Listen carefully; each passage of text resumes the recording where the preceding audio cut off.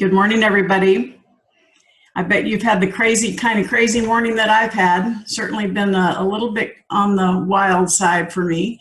I'm on my way to the airport. I'm heading to Little Rock for the Global Women's Conference, and excited to speak there tomorrow for over 400 or 500 women from around the globe that are coming together to talk about mentorship for women and girls. And their goal, the foundation's goal, is that to have 1 million women and girls mentored by 2020. So it's a great initiative, it's a great organization, and I'm honored to have been asked to be one of their keynotes, as well as I'm excited that tomorrow evening I'll be receiving a Global Voice Award from them. So it's pretty exciting, and at the same time, it's awesome. It's very humbling, and I hope that I will have the opportunity to share the things that I learned there from the other speakers that are going to be there, because it's been, it's always, we talk about that power of association. Well, that's what's so exciting, that power of association. Every time you go into a new group, want to make sure you have your cards, make sure you have the opportunity to connect with new people, to expand your network, to build those associations. So that's one of the things, because there'll be a lot of people at this event that I've never met before. So I'm excited about it, because sometimes we get into the same groups all the time, and that doesn't help us expand. It doesn't help us play big. You play big by finding new groups and new opportunities to share your message. So, but because this foundation is so set up for sharing mentorship for women and girls, I wanted to really talk about that this morning on Ask Sharon, because I've been getting myself prepared for my talk there. And one of the things, some of the stats I picked up, is that 80% of people that have mentors or business owners end up actually starting their business. More so than others, and 80% are still in business after the first year. So, so many businesses, they have a hard time getting up and staying in business past that 3-year mark. And mentoring really does help you get to that point. And the stats also show that people who have business mentors actually have higher profits and better margins than businesses that don't. And why would that be? That's because a mentor is somebody who's been where you want to go, and they are going to help you steer away from mistakes that they made in the past, or that their fellow associates have made in the past. And so it streamlines your pathway to success. Now, the topic today, I said mentor versus coach, because coaching, both are important, but they're different. All right, a mentor is somebody who has been where you want to go. They're going to open doors. You're going to step into your business and use their experience, their expertise, their authority to not just help you have a strategic plan for your business, but they're going to be able to introduce you to people. They're going to be able to open doors for you. And they're also going to be able to be a resource when something happens and you have a drama in your business, whether it be inside the business or outside the business, or when you have a possible new opportunity and you want somebody to bounce it off. The mentor is going to be that wisdom, that sage advice. And so mentor is wisdom. A coach is accountability. All right, so that's mentor, wisdom, coach, accountability. Now, obviously, both of them have both attributes, but the coach is going to help you stick to a plan that either you have created or the two of you have created together. And their expertise is making you stick to what you commit to. That doesn't necessarily mean that they understand your business and they've been where you want to go. They have the talent to be able to be a sounding board, but more importantly, their talent is keeping you on target and keeping you focused on what you've already committed to do. And so think of again, mentor is wisdom, coach is accountability. And forward progress, both of them provide you forward progress. So both are important. Both are, I'm not a good coach. All right. I believe you have to be accountable to yourself, but I am a good mentor and I prefer being a mentor.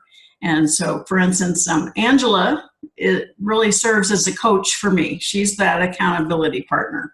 And so think about it in your own, both and coaches you have for business, you can have for your physical, working out.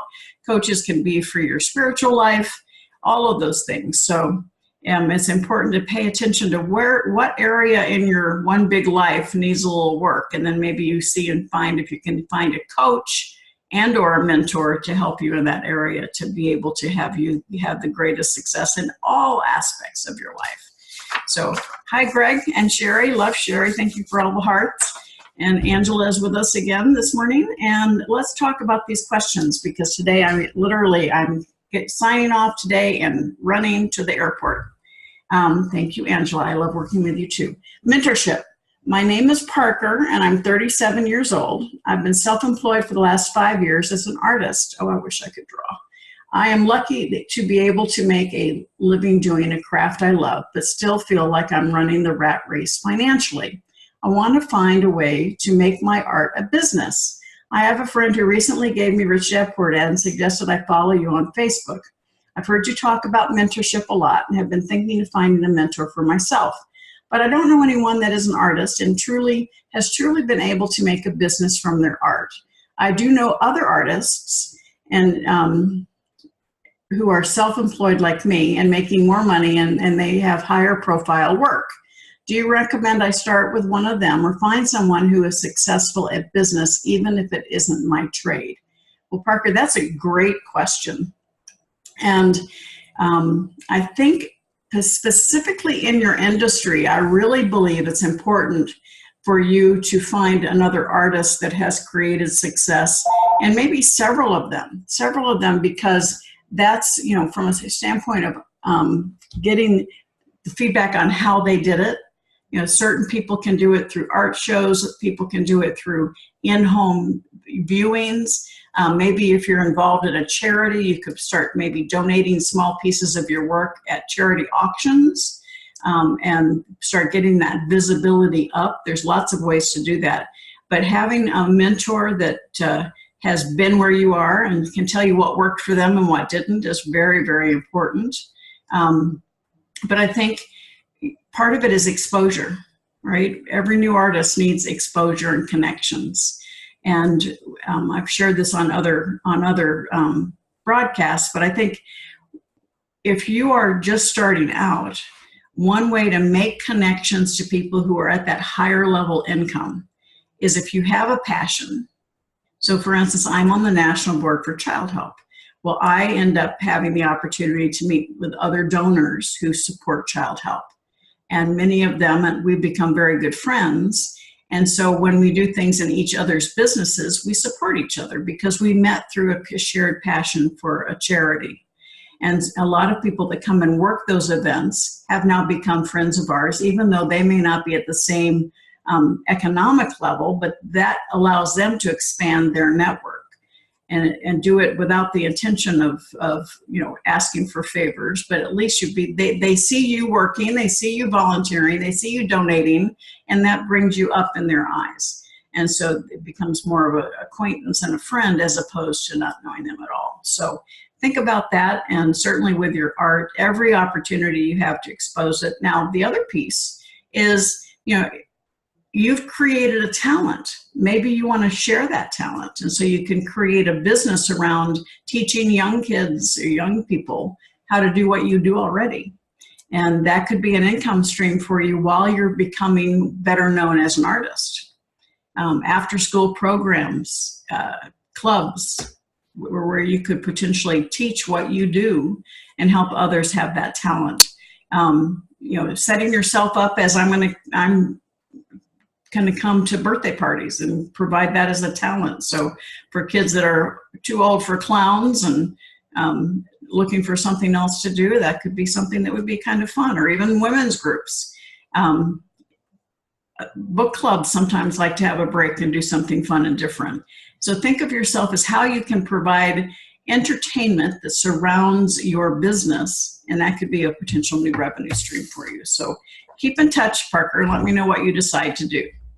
Good morning, Sharon. Monica. I own my own spa in Dallas where I work and have 3 other people who rent space, and they provide their services there. I have a girlfriend who is a business coach that has been working with me and recently hired a mentor. She shared with me that she has received great advice but has not been able to actually do what her mentor has suggested. I know that she's paid a lot of money to work with this person and wonder if it is common that when investing in mentorship, there's ever hands-on execution. Okay, Monica, there's lots of parts of this question. There's a difference between a mentor and an enabler. All right, so your mentor is going to give you suggestions, give you direction. They don't typically do it for you. Now, they may make introductions, they may open doors for you. If you end up having your mentor serve on your board, then they're going to be even more invested, and they might be actually executing with you as a board member. But that's the definition of the mentor. Mentor is wisdom and advice. Execution is up to you as the CEO of your company. Even a coach, think of a coach at the gym. The coach can tell you what to do, but if you don't do it, you're the one that needs to execute. So always make sure you're the CEO of your life. You are responsible for the success.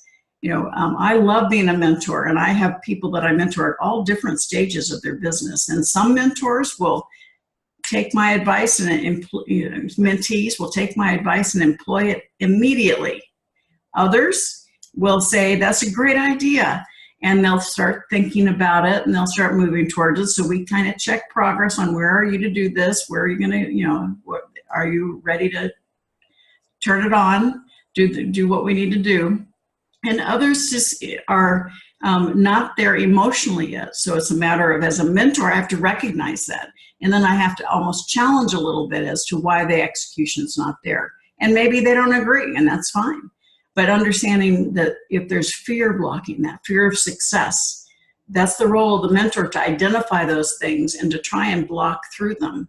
And sometimes it takes a while to build up someone's self-confidence to the point where they feel comfortable executing. And so the role of a mentor is unique. Each client is unique. Each client starts here, and you chart a course how to get them from here to here. And they might be able to do that in 1 month or 3 years. It depends on execution, and it depends on where they are emotionally as well as financially, as well as in the progress of their business. And so, I highly recommend you, Monica, think about the investing in mentorship is investing in yourself. Make sure you do your homework. Make sure it's a mentor who has the experience that can bring that to the table to help you.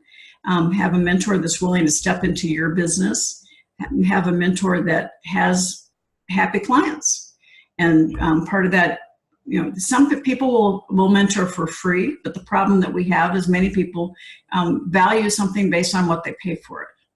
And so you give free advice, typically it doesn't benefit the mentor or the mentee, because the mentee doesn't put the value on it. So invest in yourself. Find a mentor that can really support you, and have a plan with that mentor as to what's going to be accomplished and where you're going to go. And each month when I have my clients, I give them homework every month, and then the next month we start off and say, well, these are the things we discussed last month, and these are the A, B, C, D, E. Let's first recap where we are on those, and then let's chart a new course for this month. And so that's part of, as a mentor, I also have a little bit of accountability that I put in there, because I make sure I take copious notes.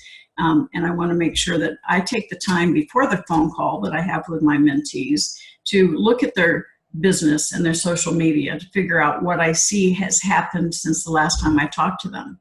Hello, Robert. Happy to have you join us.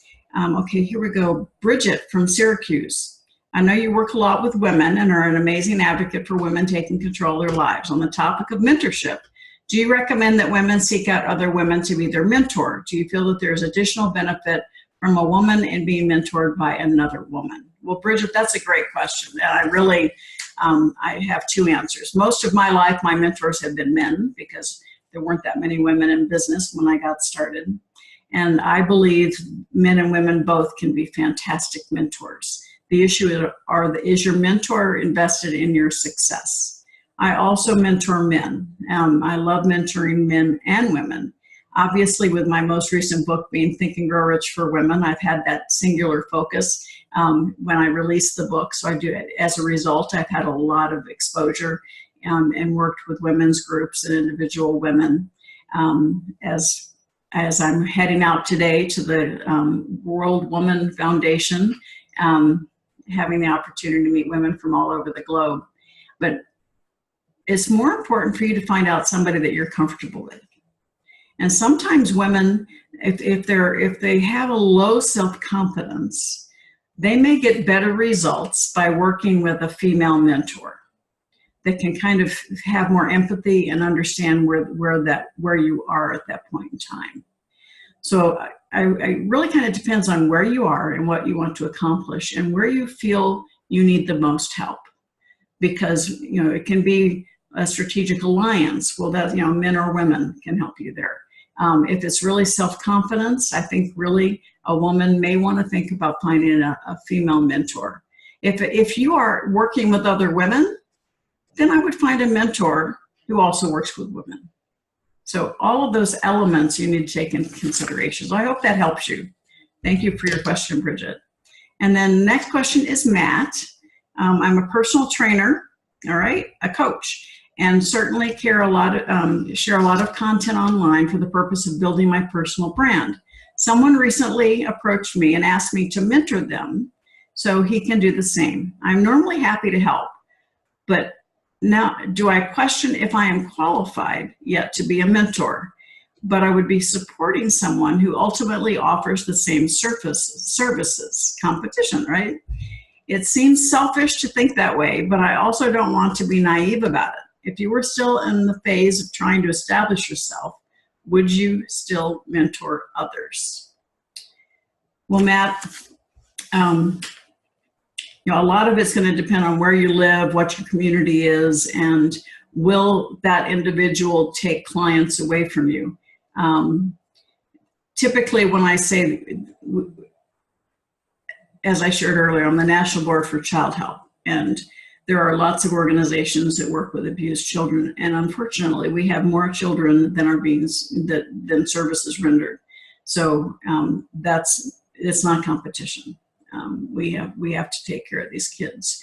And as a mentor, I mentor other people who do financial education. And many times they'll ask me to validate or make comments or give a testimonial on their products. And I'm happy to do that because, my number one mission is financial education. Now, if I had somebody coming to me that wanted to start working with the companies that I work with, would want to get my advice on using all of my individual contacts for themselves without being honest about it, that's a different thing. So part of it is, if you've established any success, you have the right to start mentoring someone else who hasn't established that success yet. So congratulations for getting yourself up and running and having that online exposure. The nice thing about what you do with that online exposure, you have the opportunity to create a revenue stream online. So you don't have to physically be present. And there's certainly that's one of the number one industries in the world. So there's lots of competition out there for online personal training, but you have the unique way of how you're going to market yourself. And so think about that. And if you believe this individual could impact your business negatively, then you probably would choose not to mentor them. Just simply because you're still building your business and you want to focus the time and energy there. But it's a kind of my normal answer, it depends. So good luck to you, and I hope you find the right answer, but understand that you have established your own expertise And so if there's somebody just starting out, you have every reason to become a mentor, as long as you are. Let me take a moment here, because this is so important. Yeah, you have to be real. You have to be honest. You have to be transparent. So don't hold yourself out as someone other than who you are. I've experienced this so many times, and in fact, just recently, somebody who held themselves as this mentor that helps people build their businesses, and yet when I got into the relationship, I realized they were just going from stage to stage, wanting to elevate their own profile without really providing the services they said they were providing. And so it was really shocking to me. And so when you ask this question, number one, be honest, and be proud of what you've already created and continue creating it. But above all else, it is so important that we be honest with who we are and what we're doing. And so good luck, Matt. Keep me posted. And then our last question is from Jennifer. I currently work as an architect for a firm as an employee. I have an interest in sustainable architecture, but there is not a lot of opportunities through my firm to do this kind of work. I would like to seek out a mentor and know that you have shared how important it is that a person pick a mentor who has reached the level of success that they want and can guide them to where they want to be. Right now, I would simply like to find someone who can show me where to find opportunities to do the kind of work I am interested in. My question is, if I reach out to someone and ask them to be a mentor, what should I share with them that would keep them interested in mentoring me? What do you look for in a mentoring client? Well, this is a great question, Jennifer. And in fact, if you email us at info@Sharon Lechter, I have a couple of architects that I know that are in the area of sustainability that I'd be happy to put you in contact with. It might very well be the individuals that you're looking for. But yes, there are certain clients that I don't take on. Number one, because I can tell that their business, Michael and I do this all the time. We'll have an introductory meeting. People pay a deposit to come meet us, and we'll go through the conversation. In fact, we cover this in a podcast that's coming out pretty soon with Mike. And at the end of that time, it's like, your business isn't ready for us. There's still things that you need to do from a foundational perspective. And we give them some guidance as to how to get up and running, and we can really support them and help them. It's not my goal to take people's money when I don't know if I can support them. And so I look at when we're doing interviews for potential master mentors, I want to know that they have a dedication to win. They have a dedication to play big. They have a dedication they have a problem that they want to solve or a need that they want to serve. And so they're doing it from here, and that's important to me. I also want to make sure that I can support them and I can actually add value to what they want to do. And most mentors, successful people, are happy to support other people creating success in their lives. But you want them to be honest about what it is they want. And you want the mentor to be honest on what they can do for you. And what happens when a mentoring relationship turns bad is because one party or the other had different expectations. So, for instance, the person with the business may have expected the mentor to actually do the work for them. Well, and that's an unrealistic expectation. Because, again, their wisdom, guidance, execution is by the business owner, the CEO. And you want motivation, guidance, wisdom, and you want actually input. Many times my mentees will have created something and they'll send it to me, and I'll go through it and redline it, give my suggestions for how to make it better. And that's something that I love to do because I really want to use my experience, certainly my my writing experience to make them as effective as possible. But in that process, I don't just do it and send it back. I discuss it with them as to why I think instead of phrasing it this way, they might want to phrase it this way. And that's part of that wisdom and guidance and education. So if you just do it for them, then you're enabling. You're not educating them. You're not taking them from here to here. You're doing it so they stay down here. So it's important, again, to understand that. And for coaching, coaching basically is like they're behind you. Think of it. A coach is, you're here, and a coach is behind you, driving you where you want to go, making sure you're accountable. And a mentor is up here, pulling you towards their success. And it's something that both are very important, both are necessary, and challenge yourself to think about it, because the stats are there. Businesses are more successful when the business owner has a mentor. And mentorship is something that is actually fun. You know, I just wrote an article that was in Success Magazine on the quiet killer of an entrepreneur. And that's because as an entrepreneur, it can be lonely at the top. Everybody's looking to you for answers. And that's why it's so important to have that mentorship and have somebody that can come back and really be a sounding board for you. So once again, I thank you, Parker. I appreciate the fact that you're an artist. I wish you so well. I wish I had that talent.